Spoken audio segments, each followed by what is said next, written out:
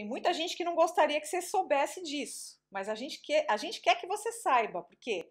Para que você tome uma decisão consciente, tá? Que tipo de aprendiz que você é. Então, se você souber disso, você vai ser capaz de analisar qual metodologia certa. Quando eu falo metodologia, pode ser abordagem, a gente não quer termos técnicos aqui, tá? Sim. Que é melhor para você. Então, olha só, tem que lembrar que tem metodologias que elas só trabalham para um tipo de aprendiz. E aí as pessoas que ficam de fora entram ali e geralmente ficam patinando, patinando, patinando e não conseguem. Então, se você hoje, agora vendo, você não sabe que tipo de aprendiz você é, você vai sair daqui sabendo, né, Rivan? Sim.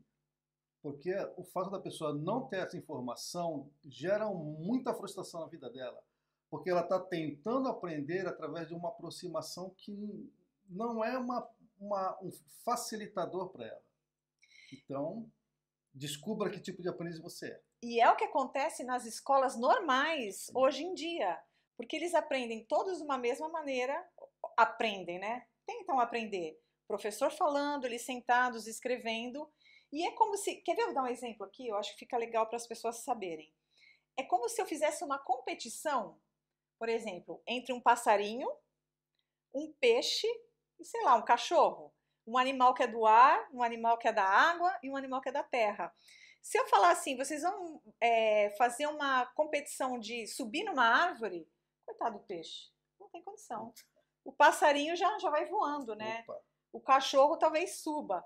Então teria que ser uma coisa assim justa para que todos aqueles que estão ali envolvidos pudessem participar e ter um aproveitamento. Então, olha só, primeiro tipo de aprendiz que a gente vai falar é o auditivo, aquela pessoa que aprende mais ouvindo. E olha, às vezes você pode ser 50% de um tipo, 30 do outro, 20 do outro. Não é que você seja só um só, tá? Mas a gente sempre tem uma predominância.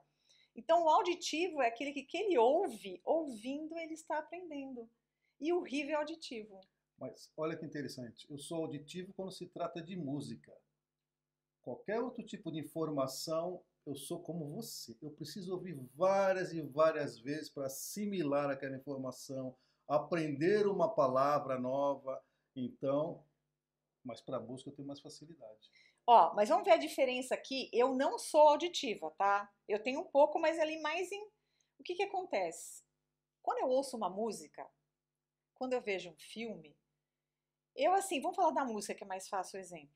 Quando eu ouço uma música, eu tenho que ouvir várias vezes e de repente, de repente não, eu tenho que olhar o clipe, eu tenho que ver a letra ali e só depois de cantar muitas vezes é que eu vou conseguir sair cantarolando aquela música. Ele, que é um bom auditivo, tem um percentual bom, Uhum. muito mais que eu, ele ouve uma música às vezes uma vez e já sai cantando a letra. Ele repete às vezes frases dos filmes, sabe, o diálogo de um filme, e eu não, tá? Então, se você é uma pessoa que você se identificou com o que a gente está falando, então provavelmente você tem um grande, o que, percentual de aprendizado, o quê? De um auditivo, Sim. tá? O segundo que a gente vai falar é o visual. Então, são pessoas que precisam ver alguma coisa. Então, não basta só falar, não entende? Ela precisa ver. Então, por exemplo, eu tenho um percentual de visual. Porque se eu aprendo uma palavra nova, se eu estou conversando com um estrangeiro, porque, gente, a gente está aprendendo o tempo todo, tá? Ninguém para de aprender. Eu preciso ver como aquela palavra se escreve, ou se eu estou numa conversa e eu entendo o que aquela palavra significa, mas eu quero saber, eu pergunto como é que se soletra, que eu preciso tentar visualizar e escrever para ver a palavra. Não é isso, Rivan? Eu também. Eu tenho que ver a palavra escrita, às vezes eu tenho que escrever para fixar como que é o spelling dela. Aham, que é a maneira que se soletra. Agora, olha só, um outro tipo de aprendiz é o sinestésico.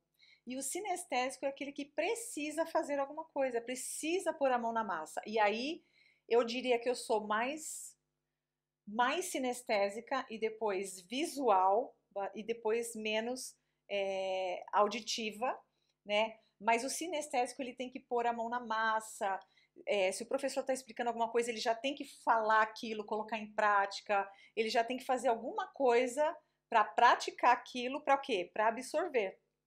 Você acha que você é mais? Como é que é? Eu sou uma mistura, viu?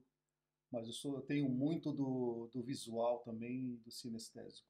Eu tenho que fazer, principalmente se é algo tecnológico, eu tenho que fazer o passo a passo e fazer várias vezes para eu entender o processo e aprender. Senão, Então, a primeira conclusão que a gente pode chegar aqui é que, por exemplo, se você vê uma metodologia que é só de ficar lendo, só gramática, você não vai estar visualizando algo, você não vai estar pondo a mão na massa. Será que é para você? Tem um tipo de aprendiz que hoje em dia aparece mais, que eles falam que é de ler e escrever. Só que em alguns lugares a gente não vai ver, algumas pessoas não defendem essa categoria separada. Eles acham que está dentro do auditivo, do sinestésico, quando você está escrevendo, você também está pondo a mão na massa. Mas vamos imaginar se a gente considerar também ler e escrever. Se você gosta, se é uma coisa que você acha que você aprende. Então, se, por exemplo, tem uma metodologia que se apresenta para você, onde você vai estar lendo e escrevendo, lendo e escrevendo, lendo e escrevendo, e você vê que você se sente muito bem com isso, então é uma metodologia para você, tá?